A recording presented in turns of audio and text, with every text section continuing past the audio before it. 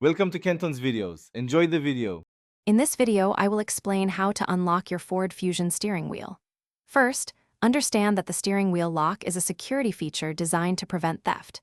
To begin, insert your correct Ford Fusion key fully into the ignition cylinder. Next, apply gentle pressure by wiggling the steering wheel slightly from left to right. While maintaining this gentle wiggling motion, simultaneously turn the key to the on position. This action should disengage the lock, allowing you to start your vehicle.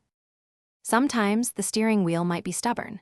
If the initial steps don't work, first ensure your gear selector is firmly in park, or neutral if applicable, as this is a common requirement. If your key isn't turning, try using a spare key. Sometimes a worn key can be the culprit.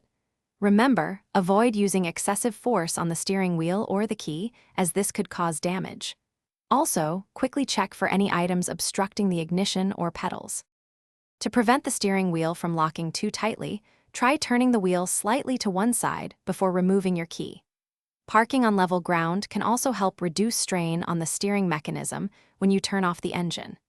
Regularly keeping your ignition cylinder clean and free of debris is crucial for smooth operation.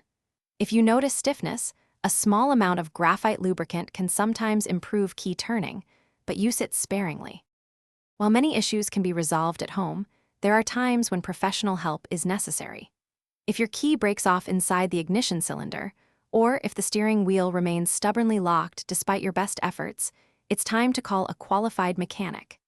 Any visible damage to the ignition cylinder itself, or if you hear unusual grinding or clicking noises when attempting to turn the key, also warrants immediate professional attention to prevent further damage. Thanks for watching. Consider subscribing if we helped you.